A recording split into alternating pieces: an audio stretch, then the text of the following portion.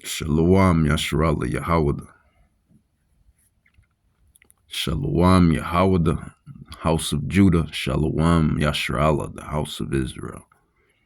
Brother Malak back with the biblical breakdown. This one is entitled The Chains of Darkness. The chains of darkness. And those chains of darkness is this flesh. This is why the prophets, the servants, we hasten the coming of Hamashiach Yahawashi so we can evacuate, if you will, this mortal body. Chains of darkness. This is what this one is called, chains of darkness, because even though we're mortals, but we're not just any mortals, we still fall to mortality. I like that.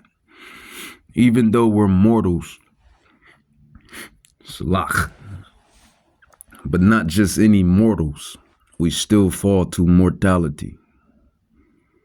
And I'm speaking of the elect because the house of the elect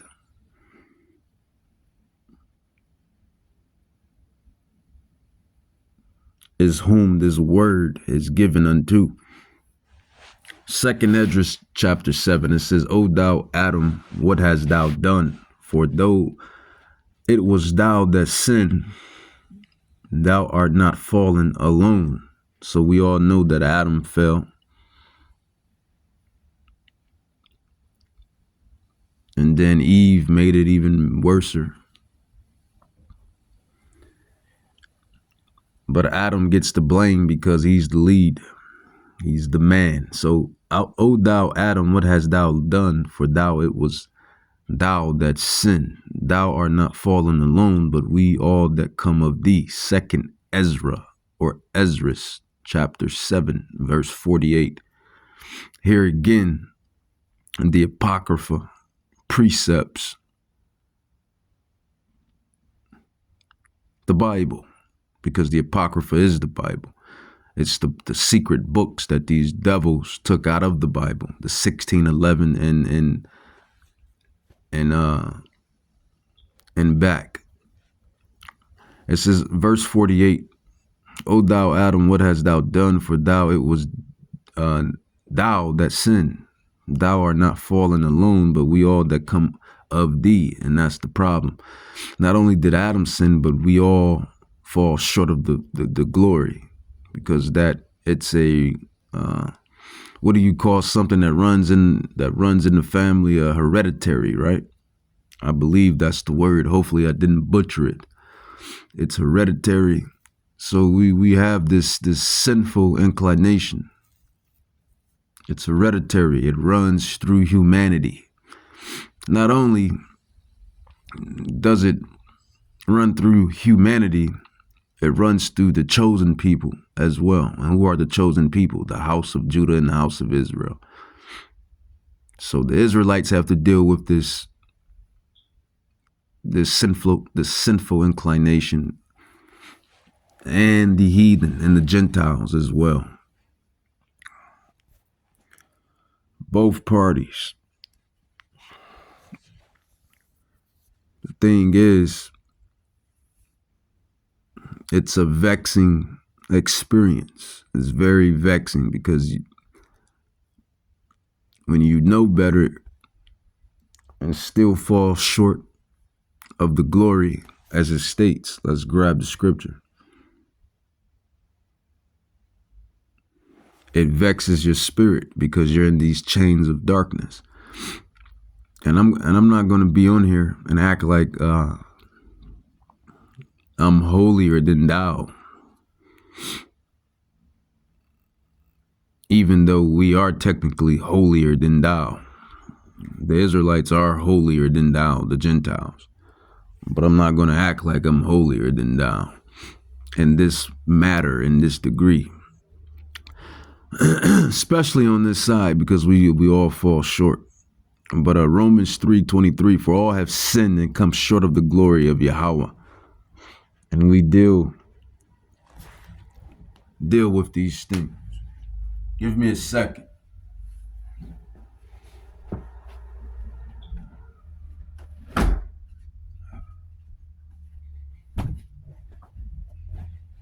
It was peace and quiet before the word came out. And right when the word come out, distractions and noises.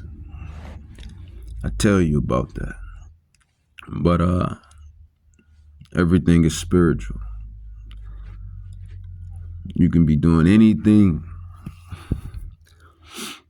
No distractions. As soon as you open up the books, distractions, noises. Romans chapter 3, verse 23, for all have sinned and come short of the glory of God. That's the point. But let's get back to the Ezra. It says 2 Ezra 7:49, for what profit is it unto us if there be a promise unto us? Basically, the immortal Ezra is getting at the immortality, but I'll read it how he stated it in the KJV. It says, for what profit is it unto us if there be promised us in immortal time, whereas we have done the works that bring death? So Ezra is saying, basically, what's the point? What does it? What's the point of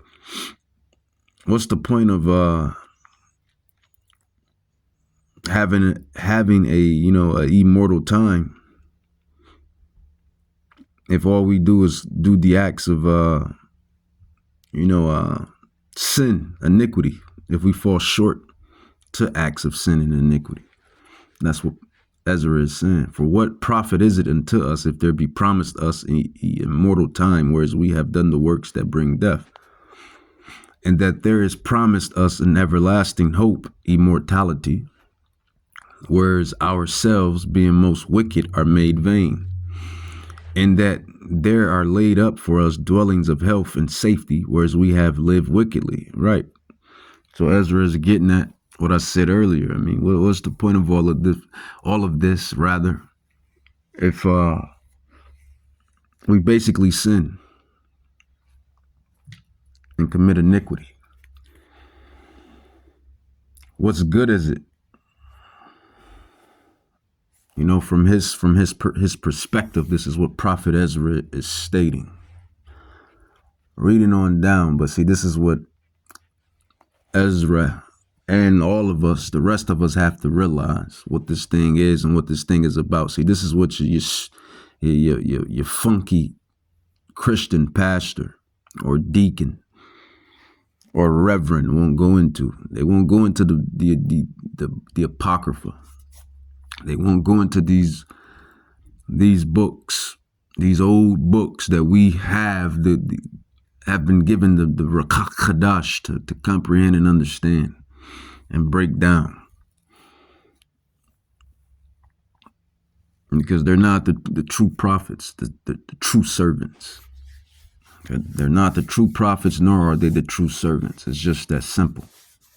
Nothing more, nothing less. 2 Ezra chapter 7, 57 through 58. It says, then answered he me and said, this is the condition of the battle which that is born upon the earth shall fight. So basically, this is the condition that man, woman, and even children for that matter, must fight on this side when we come down on this side. Basically, before the insurrection of the Holy Kingdom. This is the battle that man must fight. Heathens, Gentiles, and Israelites alike. 2 Ezra chapter 7:57. Then answered he me and said, this is the condition of the battle which man that is born upon the earth shall fight. That if he be overcome, he shall suffer as thou hast said, destruction. But if he get the victory, he shall receive the thing that I say, and that is immortality. So that's what you come to realize when you in this spiritual walk, the spiritual ministry, the true spiritual ministry, the true spiritual walk. You are in a battle on every side, it seems like. Chiefly the flesh versus the spirit and the spirit versus the flesh. That's the battle that man is in. Why? Ezra just told you why. Because of Adam. Ultimately, the fall of Adam. It's a hereditary default inclination that we all have, and that's sin. And you fight it really you fight it every second, every millisecond you fight it. See, the prophets, the true servants, we're not going to sugarcoat it. We're going to tell you how it is. We're going to tell you what it be.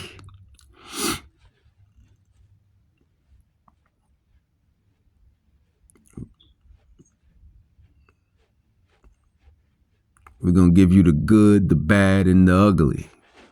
We're going to give you the good, the bad, and the ugly. And we know every book. Because truly the Holy Ghost, the Holy Spirit, the Rakach Chadash is working with us.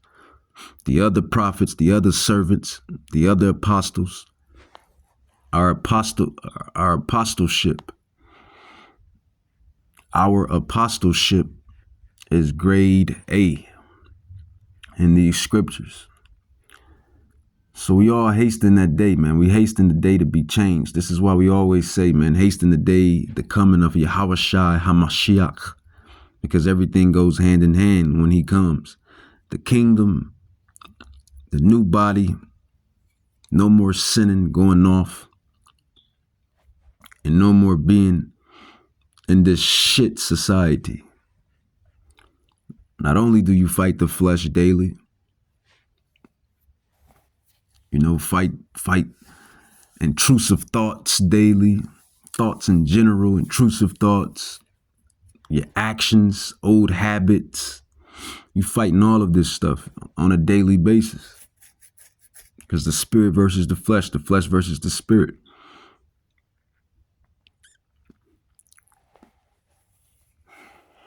Not only are you doing that on a daily basis when you come into this walk, because if you just living in the world, then you really don't care. If you, let's just call a spade a spade. If you in the world, then none of this stuff that I'm spewing really matters to you, because you just in the now, in the world, in the flesh, doing everything of the flesh, which is not it's not wrong to do things of the flesh if the things are righteously done. Don't get it twisted. Yahweh has made these things to do. You have to operate in the flesh, but it's when you do things basically outside of the laws, the statutes, and commandments, that is what makes it iniquity, makes it sin. Now you're sinning in the flesh. Now you're being of the flesh. Hope I clarified that. You have to do things in the flesh. We're in the flesh.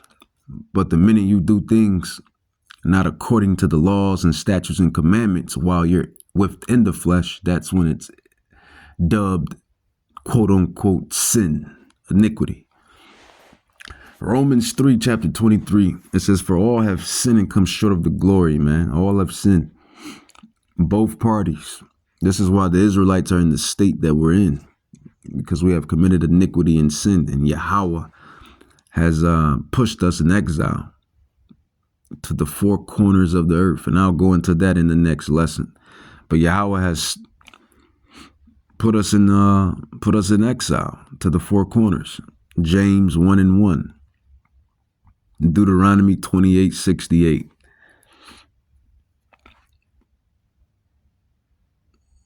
Let's grab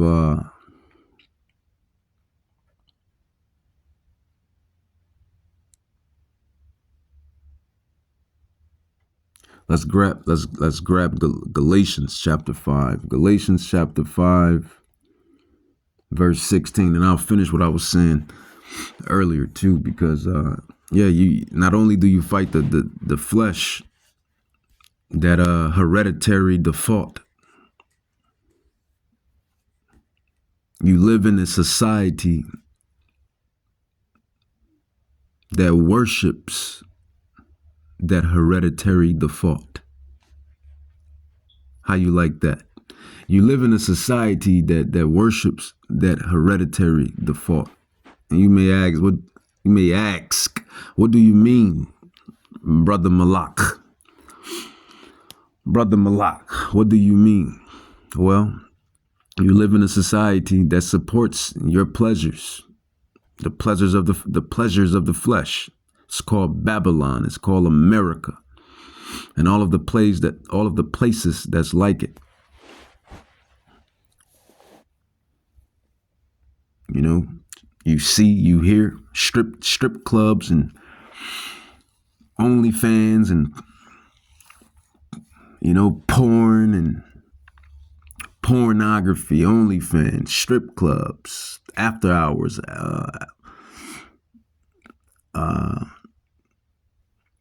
gluttonous spirits, all you can eat. If you're being gluttonous, cigarettes, weed, marijuana, drugs, coke. You see, all of these things are out there. Prostitution is out there. You still got women prostituting themselves in different cities here in Babylon in America. It's all out there. They do the programming through the commercials.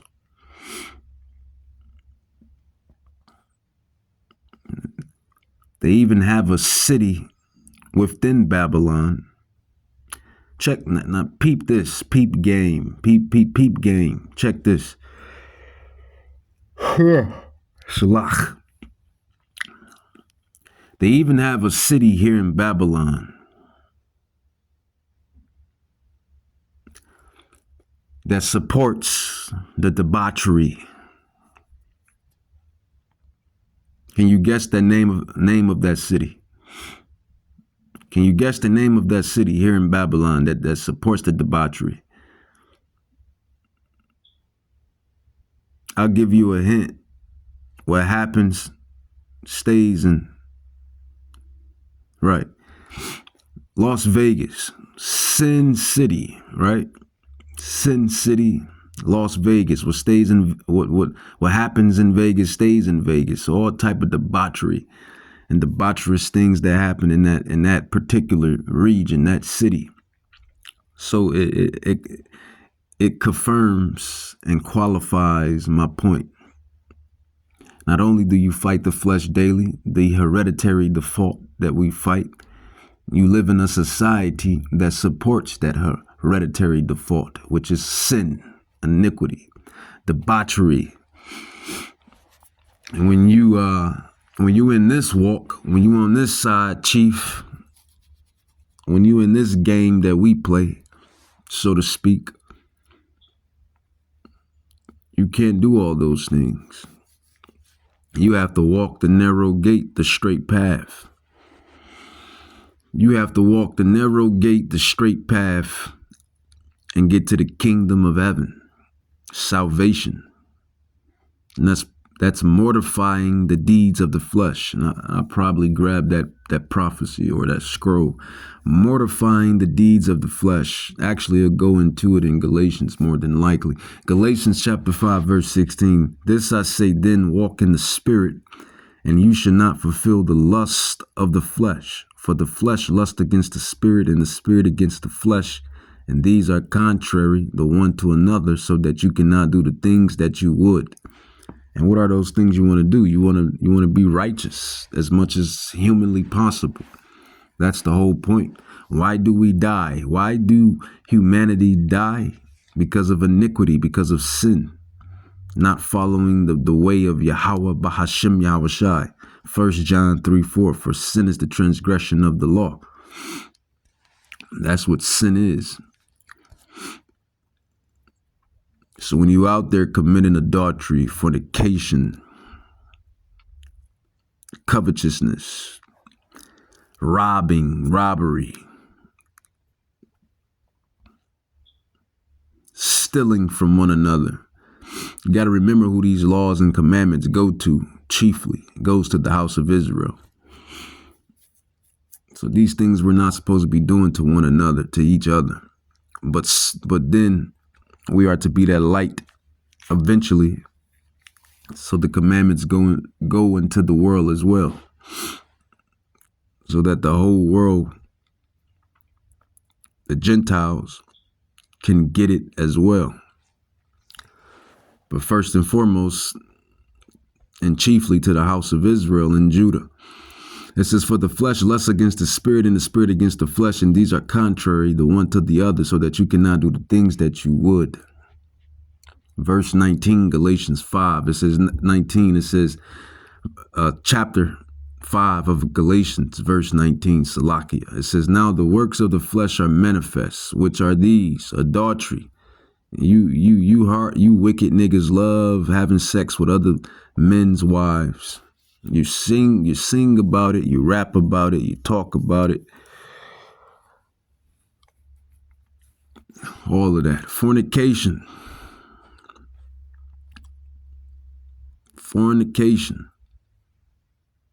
This is a big one here in Babylon. This sin is big in Babylon. And then you have both fornications. You have spiritual fornication, serving other gods, in which you Israelites do, wood and stone. I'm Christian, I'm Buddhist, I'm Muslim, I'm Catholic, I'm Baptist, I'm this. That's spiritual fornication. And then you have actual fornication, just out here having sex with random people. And then I may have to put pornography. That's fornication as well. Because those women or those men, you're not trying to marry those individuals. Make a union. So that would be considered fornication as well. And we know how far and how wide that device goes here in Babylon. A crafty device, a wicked device. Galatians 5 verse 19, it says, now the works of the flesh are manifest, which are these: adultery, fornication, uncleanness, lack of covetousness, idolatry, witchcraft, hatred, variance, emulations, wrath, strife, seditions, heresies, envyings, murder, drunkenness. We know how you Babylonians love to get drunk. You got a liquor store on every side. You wonder why this devil puts a liquor store all through the hoods and ghettos and slums, just to keep you Israelites drunk. Drunkards. It's a sin. It's iniquity. It's of the flesh. If you can't hold your liquor, then you probably shouldn't drink strong drink at all. Galatians 5:21, envyings. A lot of envying out here. Covetousness. Wanting what the next man got. Wanting what the next woman have. Covetousness, envyings, or not even so much material things, but spiritual things. Wanting what that person was blessed with spiritually, or the gifts and talents that one has. You got people that really envy people for that. Murders. That's self-explanatory. Revelings and such like of this, which are all works of the flesh, which I tell you before, as I have also told you in times past, that they which do these such things shall not inherit the kingdom of Yahweh Bahashim Yahushai. Like I said, this prophet here, this servant here, it's not going to sugarcoat it. I ain't perfect. Some of these things I struggle with. Well, probably one of these things in there I struggle with. But I get on, for the most part, I get on my knees and pray to Yahweh Bahashim Yahweh Shah to ask him to forgive me and help me not do it no more, any longer. Take that fleshly lust away, that bad fleshly lust, because you have goodly fleshly pleasures, but then you have bad fleshly pleasures, things that go out or go against the law.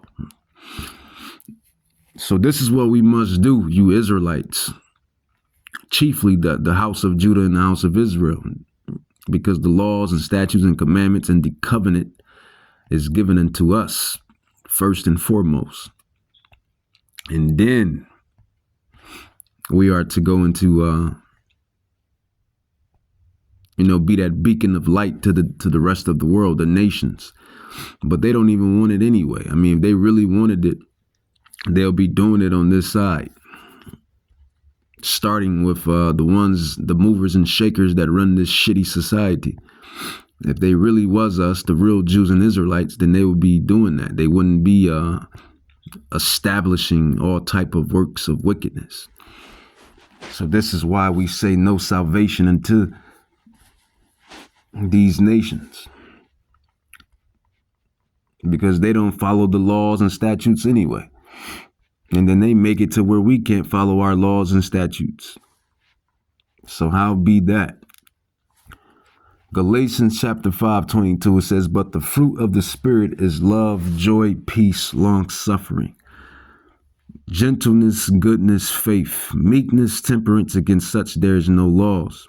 And it says, and they that are of Hamashiach have crucified the flesh. So you heard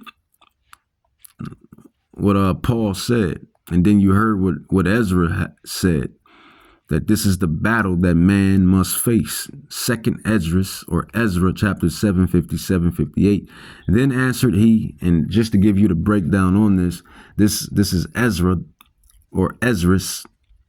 I believe he's a Levitical, he comes out of the Levitical priest line, the Levites, the priests, I believe. He was talking to the angel. He fasted, and then the angel gave him the download of the times to come, chiefly the times that we're in right now when you really read the chapters. Second Ezra chapter 7, it says 57, it says, then answered he me and said, this is the condition of the battle which man that is born upon earth, man, woman, child, or more so children, maybe teenagers, man, woman, teenagers. Basically, if you about 12 or over 12, and even then, at 7 and 8, was kind of wrong and was right too. So I'll still hold weight and say man, women, and children. Second Ezra 7, 57, 58. Then answered he me and said, this is the condition of the battle which man that is born upon the earth shall fight, that if he be overcome by the flesh, by the world, by Esau, the damn devil, because that's the one that pushes the debauchery, Esau. It says that if he become overcome, he shall suffer as thou hast said. But if he get the victory, he shall receive the thing that I say, and that's salvation, everlasting life, immortality, the promises, the gifts. And this is to the house of Israel and Judah, because these prophecies, these scrolls, these scriptures are exclusively unto us. When you really want to get down to the nitty gritty of it. Galatians 5 verse 22, it says, but the fruit of the Spirit is love, joy, peace, long suffering, gentleness, goodness, faith, joy, peace, spirit of love, long suffering, meekness, temperance. Against such there is no law. It says, and they that have Hamashiach or Yahushai have crucified the flesh with the affections and the lust of this world, the debaucherous ways of this world, Skittles behavior, Man can be woman. Woman can be man. Pedophilia, bestiality. All of this stuff that Esau pushes. So how can Esau get salvation when he pushes this? And they know they're not getting the salvation. All through the Bible, they're talked about of the coming great judgment because of the debauchery that they push, the crafty devices that they come up with rather. Galatians 5:24 says, and they that have crucified, or Salak, and they that are of Hamashiach, Yahushua, have crucified the flesh to the best of our ability. Because we were not perfect on this side. We're going to fall short of the glory. I wouldn't say every time, but we're going to fall short of the glory because we're not perfect. For the creature is subject to vanity. The creature, this mortal, this body, the chains of darkness that we in, the creature is subject to vanity, not willingly, but of him that has a greater hope, a greater ending, basically. And that is immortality. This is why we thank Yahushua HaMashiach for shedding his precious, glorious blood for our iniquities, for our sins. Galatians 5, and they that have Yahushua have crucified the flesh. What this is saying is, for the most part, you have put off that old man and that old woman. At least 98% of that old man and that old woman you have put off. You have crucified. Because like I said, we'll never be perfect. That's the whole point of us getting beamed up into the spaceships, to become perfect. That's the whole point of us getting beamed up into the chariots, the UFOs, the spaceships, to become fully perfect. And I'll grab that. 1 Corinthians 15:51. It says, behold, I show you a mystery. We shall not all sleep, which means die. This is how we know that we are truly the prophets coming back in our lot, because we understand the scrolls. And we get it, the elect. 1 Corinthians 15:51, behold, I show you a mystery. We shall not all sleep, which means die, but we shall all be changed. So if we were ever going to be perfect on this side, we would not need this prophecy here. If we were going to be perfect on this side right now, we wouldn't look forward or this prophecy wouldn't even be stated as a future prophecy to behold, to experience. 1 Corinthians 15:51, behold, I show you a mystery. We shall not all sleep, that means die, but we shall all be changed. The elect and the others that's in that multitude, women and men and children. In a moment, in the twinkling of an eye, which is a split second, at the last trump, for the trumpet shall sound, and the dead shall be raised incorruptible, those that died also in this knowledge, in this truth, and in this understanding, and in this fight. And we shall be changed for this corruptible. So we're in corruption. Like I was spewing earlier, like I was stating earlier, and within this lesson. And not only that, you live in a society that supports corruption. You have a city called Sin City. What stays and what happens in Vegas stays in Vegas. And then you got another Sin City, which is called Miami. You wonder why Miami and Florida got hit with all of those hurricanes? Because there's a lot of debauchery, a lot of debaucherous things that go down in Miami, Florida. A lot of debauchery things that go down in Las Vegas. And all of the rest of these cities in Babylon. This is why Babylon will be eradicated by nuclear fire. Not only by nuclear fire, but not missile or nuclear, but by UF spaceships, UFO fire, the chariots, the fire, the laser beams. They're going to burn this place up. 1 Corinthians 15, it says, for this corruptible, and not only and I'm jumping, but not only that, you got secret corruptions and debaucheries and all type of wickedness that these devils do on another scale, sex magic, blood drinking, and pedophilia, and all type of dark shit that happens in these palaces and these castles and in these underground facilities, all type of dark, devious, demonic shit. Excuse my Hebrew. This is why this place has to be eradicated. It has to be destroyed. But carrying it on, bringing it back to the crib, bringing it back home. 1 Corinthians 15, it says, in a moment, in the twinkling of an eye, split second at the last trump, for the trumpet shall sound, and the dead shall be raised incorruptible, and we shall be changed. For this corruptible must put on incorruption. And that's the day that we hasten. That's the day that we look forward to get the heck up out of these bodies, these chains of darkness. And that's on a spiritual level.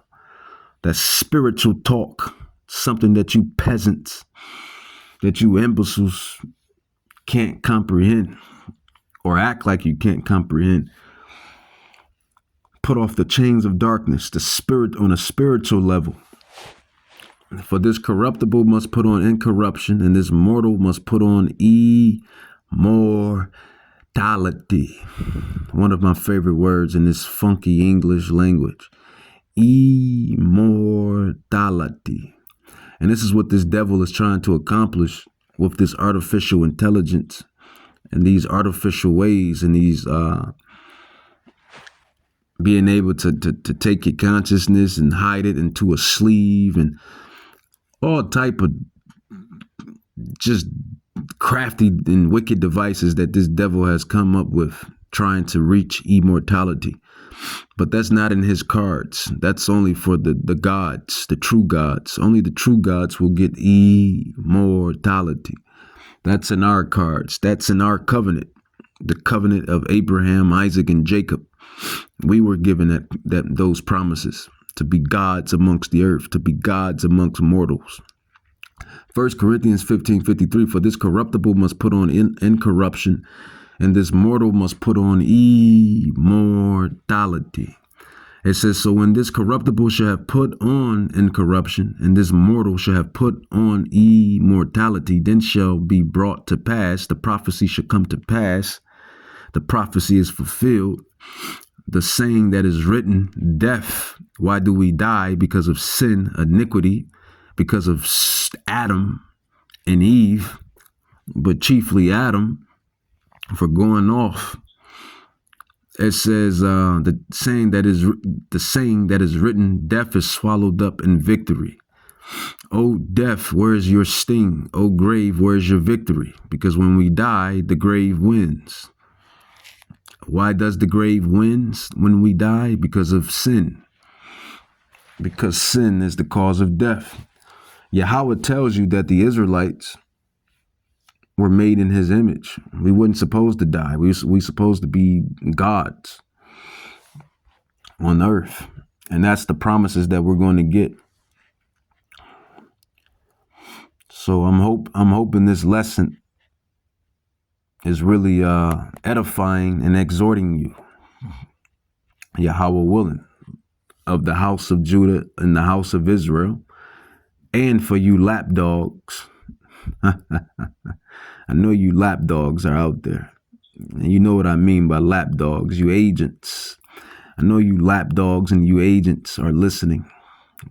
We know you're listening to the prophets, the apostles, coming back in our lot. We know you're listening to us. So I hope you all are listening, because that's just prophetic within itself. It says Matthew 24, verse 14, that the gospel shall go into all the world. These digital epistles that go over the airways and broadcast. So Yahweh willing, you hear the words of truth. You know who the true prophets and the true apostles are. Job 14:14, if a man die, Job 14:14, if a man die, shall he live again? All the days of my appointed time will I wait till my change come.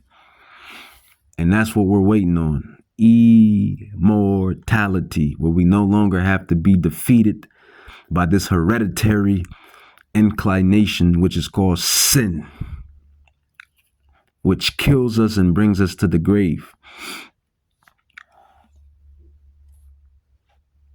which come from the foreparents, Adam and Eve, which has basically really, I mean, that's interesting. It really has affected all of humanity. But then again, in the kingdom, the only ones that's going to be perfect in the kingdom is the Israelites. That's inside the covenant. So I find that interesting too, because we're going to have the immortality. So the nations, you Gentiles, you're still going to be going off. You're still going to have to deal with sin. More studies. I got some more studies. Nothing like diving into this word, studying to show thyself approved, rightfully dividing the word of truth, roughly paraphrase. But let's grab, because it's in the covenant, man, that covenant. That's why Jacob and Esau, to this day still fight over the covenant, those promises within that covenant, to be gods amongst the earth. Really, to be gods amongst the earth, to have, to not die, to be immortal. First Peter, chapter 4, verse 18 to 19. It says, and if the righteous scarcely be saved, where shall the ungodly and the sinner appear? So we're going to, Yahweh willing, we be those men and those women of the elect and children of the elect. If the righteous barely be saved, scarcely, barely, hardly. If the righteous scarcely be saved, where shall the ungodly? So where should the ungodly Israelites and sinners appear? You basically have no chance. You got to walk the straight gate as humanly possible. You got to walk the narrow path as much as humanly possible. Whatever your lot is, you have to fulfill your lot, man. Yahweh has given every soul, their Israelite soul, their story to glory. Chiefly the elect. Because you have to understand this thing is about the elect, the governing body, those that's going to rule with Hamashiach, Yahweh Shai, in his kingdom. Isaiah 64 verse 6, it says, but we are all as an unclean thing, and all of our righteousnesses are as a filthy rag. So even our best works are counted as nothing, because we have something called sin, which is a hereditary inclination. Something that is default within us. It says, but we are all as an unclean thing, and all of our righteousness, our best works, are as filthy rags. Yeah, they're as dirty. Well, when you go into filthy rags, it's going to use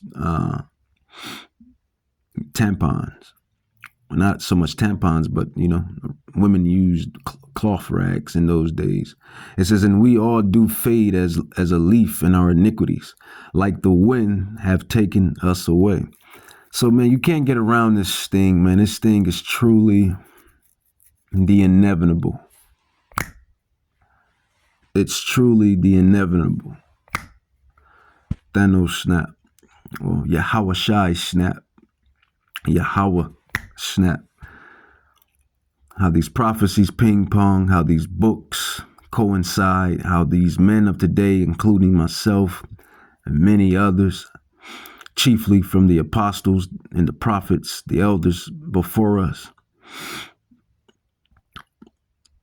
how we understand the plight of everything right now, how everything is coming together, how everything is building up, how everything in the world is clashing and coming to its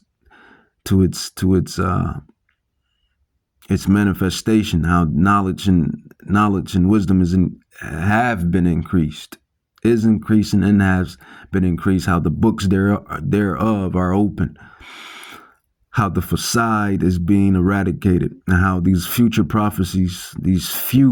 prophecies are coming to pass.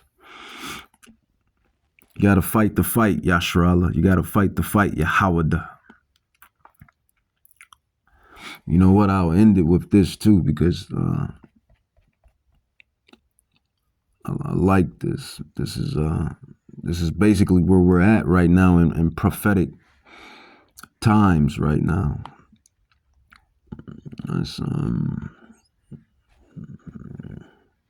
Yeah, see, this is wisdom. This is knowledge. Those folks in the world, they don't have this. You know, all of those people that you put on a pedestal, all those celebrities and rich men and mighty men and men that own, you know, people of the world. They don't got what we got, man. They're not of the elect. We're the true high value men. We're the true high functioning men. We're the elect men, the predestinated men, Yahweh willing. 2nd Esdras chapter 6, verse 9. And we're just fulfilling our lot on this side. And to the regeneration, Matthew 19:29. In the regeneration, there you should sit with me, to the apostles first and foremost, and then to us that follow. But some of us could be those apostles coming back in our regeneration. You don't know. Who knows? Who you don't know who your spirit is. You don't know. 2nd Esdras chapter 6, verse 9, it says, for Esau is the end of the world. And that's what we see playing out before us right now.